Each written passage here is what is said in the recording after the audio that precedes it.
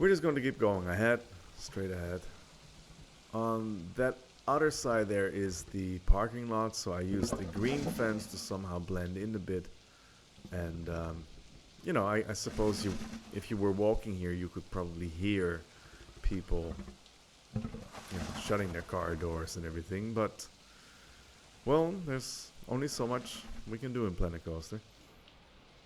Then there is this fairy tale here, the Sirens of Gibraltar. That was really difficult one to do, actually. It's the second fairy tale that I published. But I like how it sits there with the track.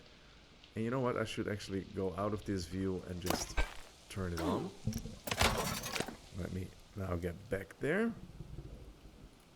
I like how it's just sort of surrounded by the track. Sits very nicely. Doesn't really give you the idea that you're looking at a sea, obviously, but this is kind of the scale on which something like Efteling would probably do a fairy tale. So obviously I would need to get rid of these, what do you call them, event sequencers. I'll probably make some custom box that I can just position next to every fairy tale, just to hide it. There's this thing, you can bury it into the ground, but I think in Planet Coaster you always sort of want all of these things to still be there, but then hide it the way it would be hidden in real life, right? That's always a fun challenge. Yeah, then there's the maze. The maze, which I will show later from above. There's a little walkway, and let's go there now. That goes up to a little plaza that I have yet to give a name, and I want to build some custom lanterns here. It's got the Whisperwoods, I don't know, Book of Fairy Tales or whatever. I think I actually gave it a name. It should be on the back. That's just slowly rotating. Really wish we had different candles, by the way. The sorcery pack was sort of lacking in that department, which was surprising. They gave us this weird stops with four. Lord have mercy. I used to know what it was called. The candle has this thing that you set on fire, and then the wick, 4 wicks, that's it. What is it called again? Twinkle's Fabulous Tales Volume 10. There you go. So yeah, it's just a nice place to chill. Nice little pond. I'm not so sure about the water lilies, but then again, they do give it a bit of a whimsical thing. The frogs all spit water at random, so I think, especially for little children, this could be a lot of fun. Yeah, then there's the maze. Again, I'll show it later from above. You would go down here. Of course, you could also just go from, in the distance there. The Sirens of Gibraltar, you could just take a right turn. Then get to this fairy tale here, which I also published. It was the third fairy tale. Yeah, I think this one also worked out really well. It's fun. The sister obviously lives on the left, the brother lives on the right, and it's also visible in the flowers. Sort of a soft gradient from blue to pink. It's stereotypical, but it works. And it's also the sister's side of the palace is very neat and just looks lovely, right? And then the brother's side is just sort of abandoned or what do you call it, neglected. And I think that's a nice visual cue. This was a fun, extremely challenging to do these fairy tales, especially if you want to show something different other than the same object just going round and round. But I really did enjoy it, so I'm not so sure if I'm going to do more fairy tales. I mean, I may build the installations, but the whole sequencing of the what do you call them, the moving platforms, it sort of takes out the energy. I've said this in all of my Planet Coaster videos and my Roller Coaster Tycoon videos. There's only so much time you can dedicate to a project, and then at some point you just get burned out, and I don't want to get burned out on those little fairy tales. But still, it's just nice to have. The other one is this giant Cuckoo's clock, which I just think is super cute and takes. It's actually modeled after one that used to hang in my grandfather's house. is exact same thing. Um, so I'm glad how that turned out. I think the fairy tale here, and I doubt that I'm going to actually create it, but the fairy tale here is that the bird at some point flew away, and when the clock strikes 12, you can still hear the bird in the forest, and then I could do little effects where sometimes you hear the bird on the left, sometimes you hear the bird on your right. Something like that could be cool.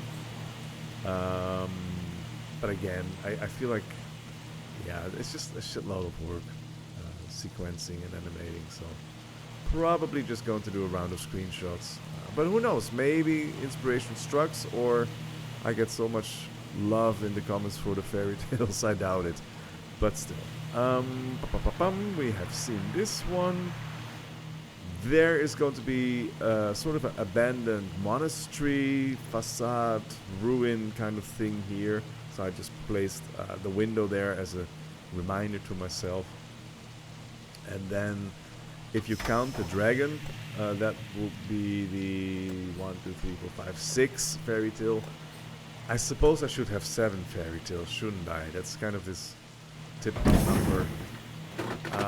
There's still a bit of room here that I could do something with the station in the back, or, you know, I use these sort of half circles to, this is where people position themselves. If we get the vista points back, that would be really cool.